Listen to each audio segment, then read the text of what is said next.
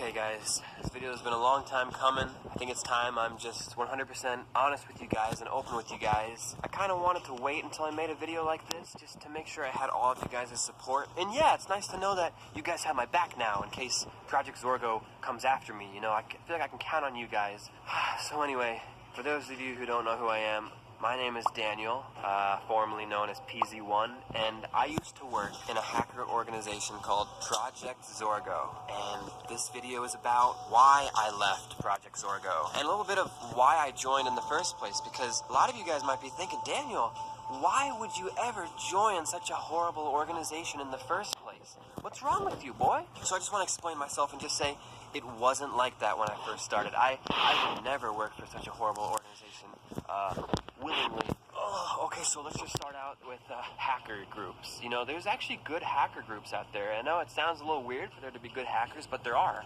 And that's what I thought Project Zorgo was, a group of good hackers. So let's start with, why did I join Project Zorgo in the first place? So, something you should know about me is I hate to brag, but I'm pretty good at technology. I know a lot about technology, and I actually used to have my own YouTube channel back in the day about technology, and that is actually what got me into Project Zorgo. So somebody at Project Zorgo reached out to me. They saw what I was doing, and they were like, hey, Daniel, we really like what we see here.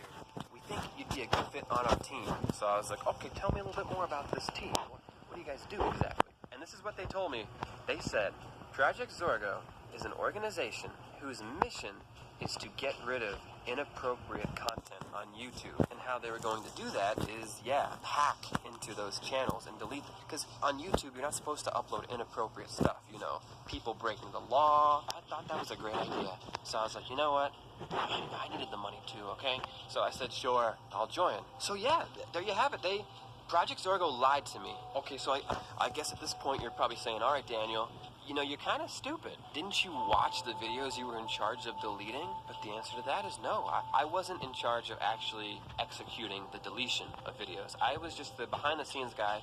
I wrote the code for the programs. I had no idea which videos we were actually deleting. I just kind of took their word for it that they were deleting bad videos. And looking back, obviously, yeah, I should have figured out exactly what videos they were deleting. That's why I hope what I'm doing right now, I want to take down Project Zorgo because I want to get back at them and I want to make up for what I did wrong. Even though I really don't think it was my fault. I was lied to. I can prove myself even more. Just the other day, I was looking through Chad's old videos and I stumbled across this one video a long time ago that you can actually hear my voice in when I worked at Project Zorgo. Where is it?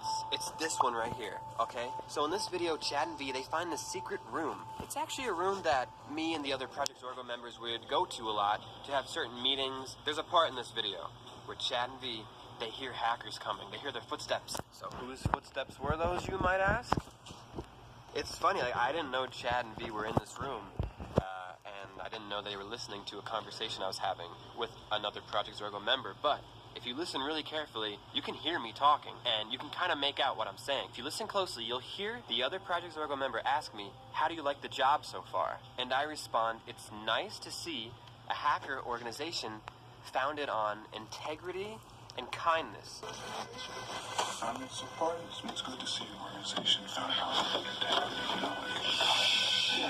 That's proof right there. I didn't even know who Chad and V were at this point. Now, okay, I can see how you guys might be saying, Daniel, you silly goof, that's not your voice. That sounds deeper. But yeah, once again, I don't know if I'm allowed to say this yet. I think I'll make an upcoming video about this, but there's a way when we worked at Project Zorgo, we could disguise our voice. If you notice, all the hackers kind of have this deep voice. That's not their real voice. That's a way that they can hide it so you can't tell it's them. I'll tell you a little bit more about that eventually, but let's just keep listening to the audio here. So I say, I can't believe YouTube isn't doing anything about that Chad Wild Clay fellow.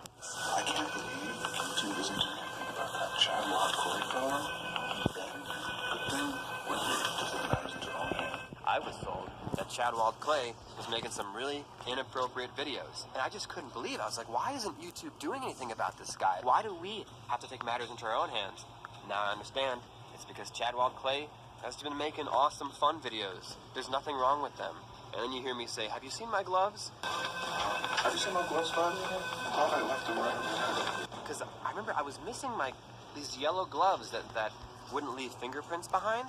I was missing them. And now I know why, looking back at this video, V took them. You know, I got in trouble that day for not having my gloves with me, and it was all V's fault. But I mean, it was for the best. Thanks, V. Anyway, how did I figure out that Chad Wild Clay was actually a good YouTuber? Well, one day when I went into work at Project Zorgo, my boss told me that I had to buy a new hacking device for our operation. So I went on this website called Craigslist. Craigslist is kind of like eBay. It's a website where people can sell things, but it's also a website where you can hire people and recruit people. So as I was searching for this hacking device, I came across this one Craigslist ad, and it said, searching for lie detector professional. Now that means nothing to me. I'm gonna be honest with you guys. I didn't know how to read a lie detector test. Anyway, I was just curious. I clicked on it, and I actually saved this. It reads this: we are searching for an expert in examining lie detector readings to conduct a test on a potential hacker suspect. We create family-friendly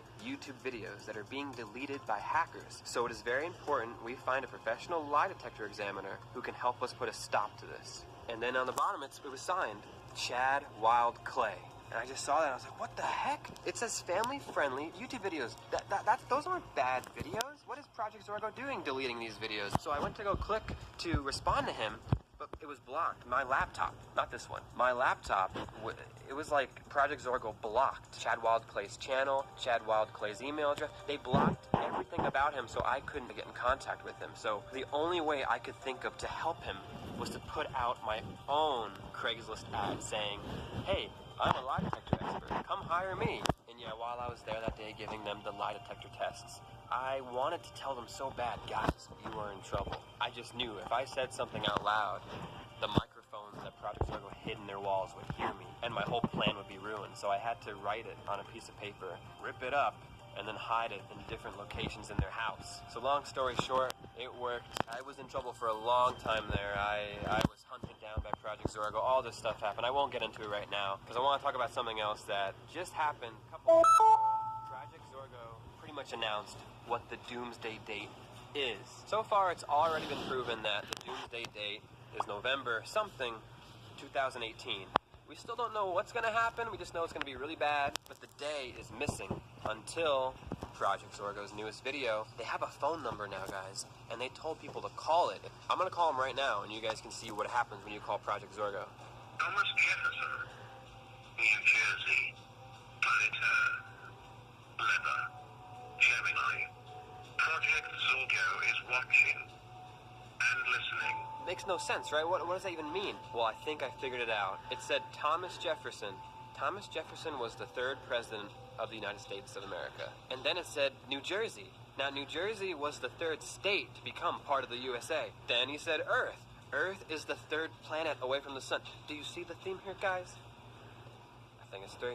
I really feel like the doomsday is November 3rd, 2018. And that's so soon. That's like in a couple weeks. Also, Project Zorgo found out what the password was that I changed. It's been all over the internet now. Some guy won the $100 Amazon gift card. It was Clock Tower 2018. So yeah, when that all came out, I tried logging in with Clock Tower 2018 to change the password again, but I can't get in. So that means Project Zorgo, they already changed it, so I'm officially locked out. Doomsday date, it looks like, is going to happen on November 3rd, 2018. It's pretty scary stuff, guys. If you know anything about the doomsday date, what's going to happen, how we can stop it, if you've seen any clues, leave a comment below. Anyway, thanks for having my back, guys. If I keep revealing information like this, Project Zorgo is going to get real mad, so it's nice to know that I have you guys to help me out. You should go watch these videos. Maybe there's clues in these videos that can help figure out what's going to happen on doomsday date. Anyway, I'll see you guys later.